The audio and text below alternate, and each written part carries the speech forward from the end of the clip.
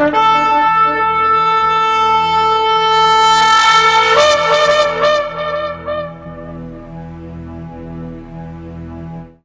atah Yahweh Eloheinu melech haolam, asher kideshanu b'mitzvotav etzivanu, la'asok b'divrei Torah. Baruch atah Yahweh amelamed Torah leamo Israel, beshen Yeshua HaMashiach. Bendito seas Yahweh nuestro Elohim, Rey del universo, que nos santificas con tus preceptos y nos ordenas ocuparnos del estudio de la Torah. Bendito seas Yahweh, que enseñas Torah a tu pueblo Israel. Amén.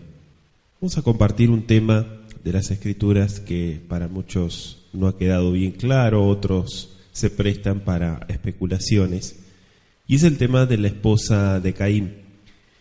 Antes que nada tenemos que saber que la Biblia no proporciona muchos datos, pero eso no nos da o no nos deja la puerta abierta para que nosotros inventemos, ¿sí?, o supongamos, y a partir de ahí decíamos la especulación, de ciertas cosas que no están claras, pero sí están claras. El punto es que hay que analizar primeramente quién fue que escribió, en este caso, el libro de Bereshit o Génesis, y fue Moisés. ¿Quién fue Caín? Es la pregunta.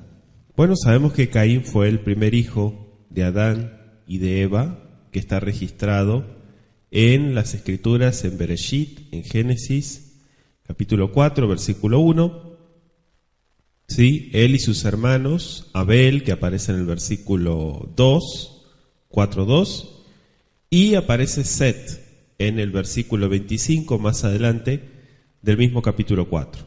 Entonces fueron parte de la primera generación de hijos, podríamos decir, nacidos en esta tierra. Aunque estos tres hombres son mencionados específicamente, ¿sí?, Adán y Eva tuvieron otros hijos. O sea, el hecho de que aparezcan estos tres mencionados no quiere decir que fueron los únicos. Desde luego que la Biblia no hace mención de todo lo que sucede. Imagínense si todo lo que sucedió estuviera registrado en la Biblia. Yo creo que tendría que ser un juego de cientos y cientos y cientos de tomos, la Biblia. Sin embargo, hay hechos relevantes solamente, como así también personajes relevantes en las historias, donde sí se deja un hecho. En este caso conocemos la historia de Caín y Abel, pero hechos fundamentales que nos dejan una enseñanza. Si leemos en Génesis, Bereshit 5, verso 4, ahí hay una declaración que resume la vida de Adán y Eva. Dice el texto: y fueron los días de Adán después que engendró a Set 800 años, y engendró hijos e hijas. ¿Sí? ¿Están los nombres aquí? No están los nombres de todos los hijos y de las hijas. Entonces, durante su vida, Adán y Eva tuvieron muchos hijos e hijas. Eso lo deja en claro la Biblia. De hecho, el historiador Flavio Josefo, él escribió, ¿sí?, en su libro, el número de hijos de Adán, como dice la antigua tradición, fueron 33 hijos y 23 hijas. ¿Sí? Aunque parezca una cantidad enorme, es lo que comenta Flavio Josefo, y lo estamos citando solamente para reforzar esta idea de Bereshit capítulo 5, versículo 4. Entonces las Escrituras no mencionan cuántos hijos tuvieron Adán y Eva, pero considerando su larga vida, ¿por qué? Porque dice Bereshit 5:5 que Adán vivió 930 años. Entonces sería lógico sugerir que fueron muchos. Recuerde que la mitzvah que le dio en Bereshit 1:28 a ellos puntualmente, ¿sí?, a ellos. ¿Por qué? Porque no había nombres. Fueron los primeros humanos que les dijo prurbu, ¿sí?, fructifiquen y multiplíquense. Entonces, si nos acercamos a las Escrituras sin prejuicios personales u otras ideas extrabíblicas, entonces regresaríamos al principio, cuando había solamente la primera generación. Los hermanos tendrían que casarse con sus hermanas o de otra manera no habría más generaciones. Y eso es lógico. Ahora, mucha gente no puede entender, sí, por un lado, hago un paréntesis, no puede entender que esto sucedió. Y sí sucedió. En la antigüedad, el Eterno permitió que muchas personas, sí, tuvieran relaciones entre familiares. Eso fue permitido en el mundo antiguo, pero no quiere decir que hoy esté permitido, para nada. Es como el tema de la poligamia. El Eterno permitió la poligamia en el mundo antiguo, pero no quiere decir que eso esté vigente ahora o que se tenga que seguir practicando, para nada. Luego viene el pensamiento humanista, ¿sí?, con sus ideas retorcidas de Anunnakis, de seres de otro planeta o seres, ¿sí? De esta manera dicen, en realidad hubo una relación con los Anunnakis, en este caso de Caín. Yo no sé si usted escuchó alguna vez eso, pero sí es un verdadero disparate, ¿sí? Y le atribuyen esto a un supuesto libro, entre comillas, apócrifo de hace miles de años, ¿sí? Que bueno, no aparece en ningún lado el nombre de ese libro, que ese libro relata la historia de Caín. Pero todo esto es mentira. No se nos dice cuándo Caín se casó, o muchos de los detalles de otros matrimonios e hijos, pero podemos decir con toda seguridad que la esposa de Caín era su hermana, o una parienta cercana. Muchas personas inmediatamente rechazan la conclusión de que los hijos e hijas de Adán y Eva se casaron, apelando a la Torá, que prohíbe el matrimonio entre hermanos y hermanas. Pero vuelvo a decir, en este punto el Eterno lo dijo en Génesis 1:28 y se lo comentó a ellos. Y vamos a aclarar luego ese punto, pero es importante no cerrarse a lo que la Escritura nos está diciendo. Algunos dirían que no deberías casarte con un pariente. En realidad, si no te casaras con un pariente, no te casarías con un ser humano. Una esposa está emparentada con su esposo incluso antes de casarse, debido a que todas las personas son descendientes de Adán y Eva, ¿sí o no? Entonces todos tenemos la misma sangre. Esta ley que estoy mencionando, que prohíbe el matrimonio entre parientes cercanos, no fue dada sino hasta el tiempo de Baikra, de Levítico. Lo puede buscar allí en los capítulos 18 al capítulo 20. Con tal de que el matrimonio fuera entre un hombre y una mujer para toda la vida, basándonos en Génesis 1 y 2, no había desobediencia originalmente a la Torá del Eterno, no, antes del tiempo de Moisés me refiero, cuando parientes cercanos, incluso hermanos y hermanas, se casaban entre sí. Esto, vuelvo a decir, fue permitido por el Eterno. Recuerde que Abraham se casó con su media hermana, dice Bereshit 20, verso 12, ¿sí? Y la Torá del Eterno prohibió también estos matrimonios, pero eso fue 400 años después, en el tiempo de Moisés. Esto también tiene una explicación debido a las deformidades biológicas, ¿sí? Hoy no está permitido por la ley el matrimonio, ni tener hijos entre hermanos y hermanas, y hermanastros y hermanastras, etcétera. Ahora es verdad que entre los hijos de una unión entre un hermano y hermana existe mayor riesgo de que nazcan con deformidades. De hecho, mientras más cercana sea la relación de parentesco entre la pareja, mayor será la probabilidad de que sus descendientes sean deformes, ¿sí? Cualquier persona puede entender fácilmente esto sin necesidad de entrar en detalles técnicos. Cada persona hereda un conjunto de genes de sus padres. Lamentablemente, hoy en día los genes contienen muchos errores, ¿sí? Y esto también es parte del mal que está en la humanidad. Y estos errores se manifiestan en varias maneras. Por ejemplo, hay personas que se dejan crecer su cabello cerca de sus oídos para ocultar el hecho de que una oreja está un poco más abajo que la otra, ¿sí? O tal vez la nariz de alguien no está completamente ubicada en el centro de su cara, por ejemplo. Quizá alguien tiene una mandíbula un poco deformada.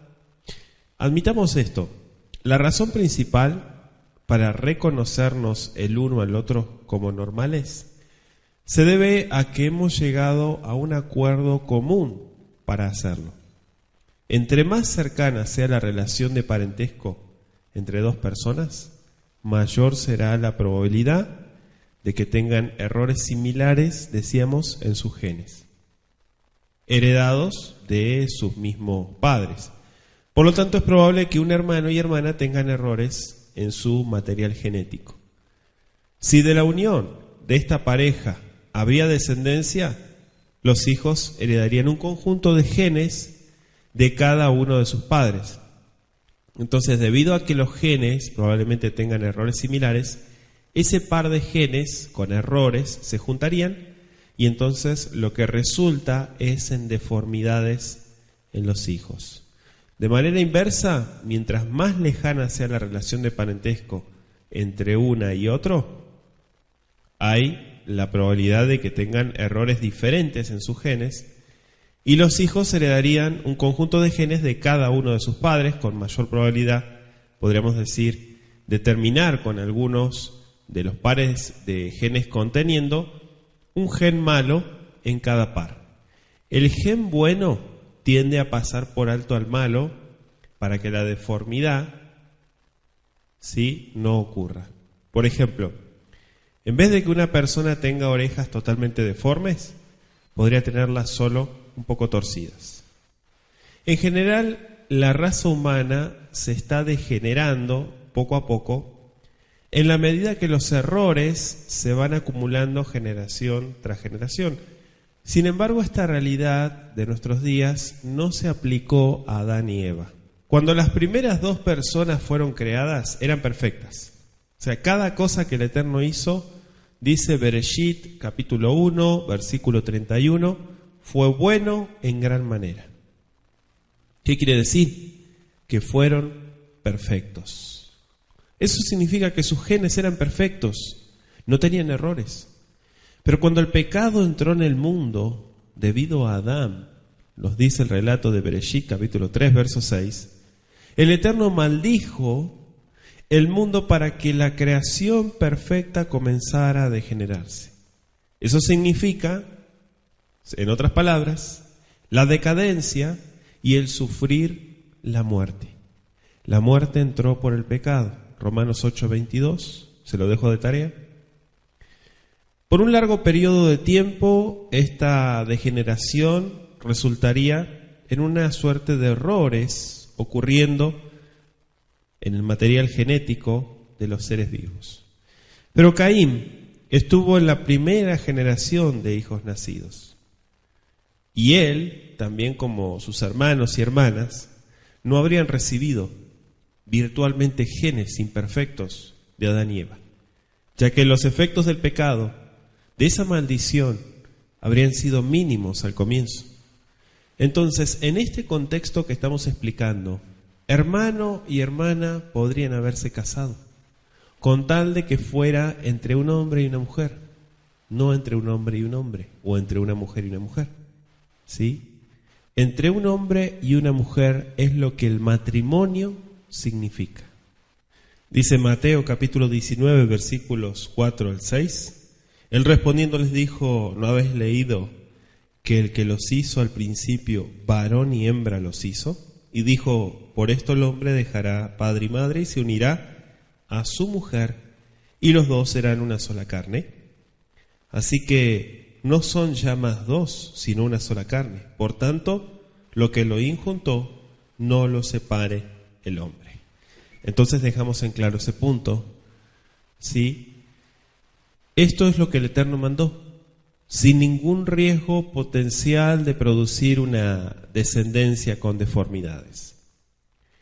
Por el tiempo de Moshe, de Moisés alrededor de 2500 años más tarde, errores degenerativos se habrían acumulado en tal cantidad que habría sido necesario que el Eterno emitiera leyes prohibiendo el matrimonio entre hermanos y parientes cercanos.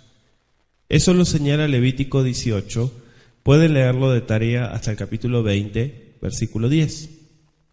Además, para aquel entonces había la suficiente cantidad de personas en la tierra, por lo que ya no había razón alguna para el matrimonio entre parientes cercanos.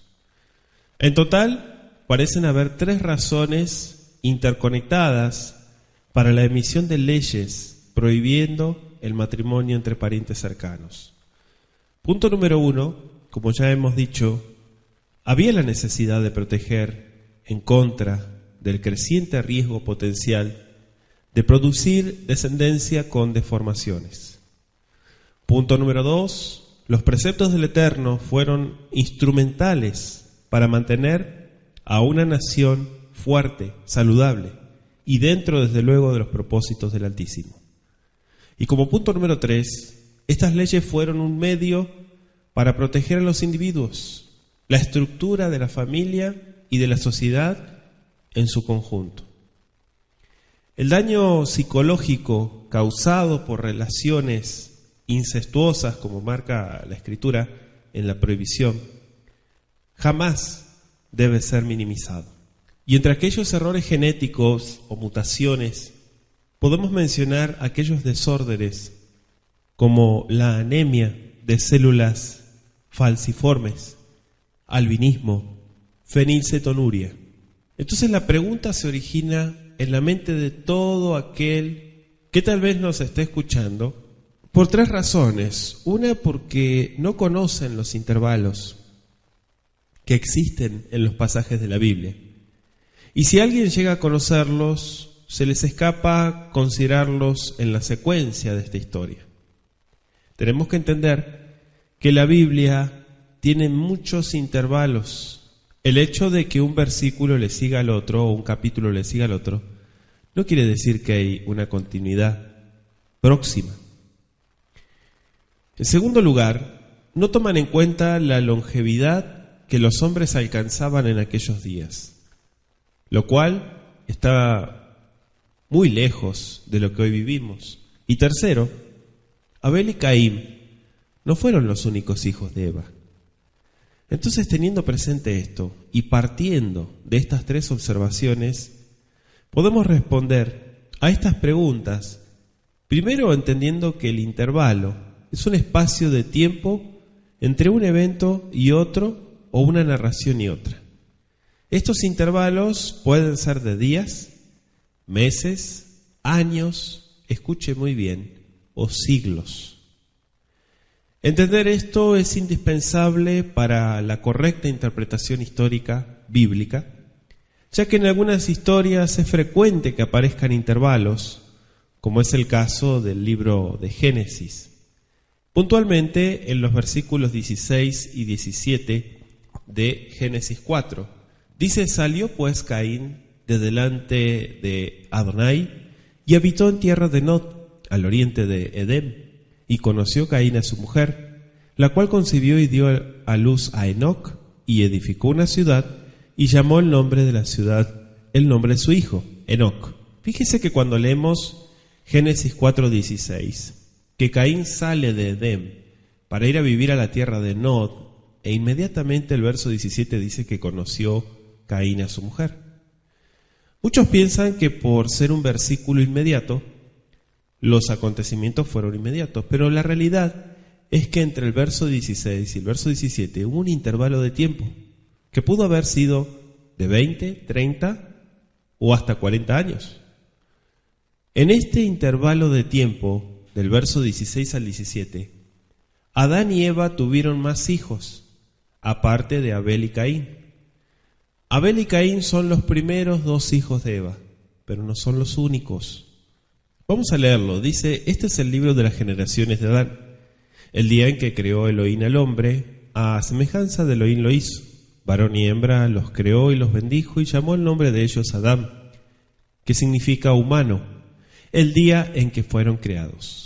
Y vivió Adán 130 años y engendró un hijo a su semejanza conforme a su imagen, y llamó su nombre Set. Y fueron los días de Adán después que engendró a Set 800 años y engendró hijos e hijas. Y fueron todos los días que vivió Adán 930 años y murió. Pregunta, ¿cuántos hijos tuvieron? ¿Está ahí escrito? No, la Biblia no dice. Comentábamos al principio que el historiador Josefo nos da una idea, dice que probablemente tuvieron 70 hijos. ¿Sí? De estos hijos e hijas que tuvieron, una hermana de Caín creció hasta ser un adulto, y en los inicios de la civilización adámica, cuando un hijo crecía hasta alcanzar la adultez, se independizaban. Y teniendo presente que la longevidad de vida era en aquellos años de siglos, por ejemplo, Adán alcanzó 9 siglos de edad, pero sus descendientes también vivieron 800, 900, 700 años. Por eso, mientras los hermanos de Caín crecían, en particular la que iba a ser su esposa, Caín no se avejentaba de inmediato. Por eso, para cuando la hermana de Caín ya era una persona adulta y salió de Edén, Caín la conoció y así la tomó como esposa, siendo ambos personas adultas. Entonces, queda descartada toda interpretación errónea que ha surgido sobre la esposa de Caín, como la interpretación de que ya existían humanos antes de Adán, o la interpretación de que Caín se casó con un simio, hembra. Es importante analizar las Escrituras, entender el método de estudio de la Biblia y descartar las supuestas contradicciones que muchos afirman, tratando de recurrir a ideas retorcidas, como es el caso de la primera esposa que mencionan muchos, sobre todo en la mitología hebrea, la primera esposa de Adán, llamada Lilith. Una mentira, un fraude de interpretación que no vamos a tratar desde luego en este estudio, pero esperando que esto haya sido de luz y dirección para su vida. Padre Todopoderoso, te agradecemos por la claridad que nos das en tu palabra. Te pedimos tu luz, tu dirección en cada porción que sigamos estudiando, que tengamos siempre el deseo de aprender y el deseo de investigar claramente en la cultura de nuestro pueblo Israel. Beshen Yeshua, a Mashiach, muchas gracias te damos. Amén.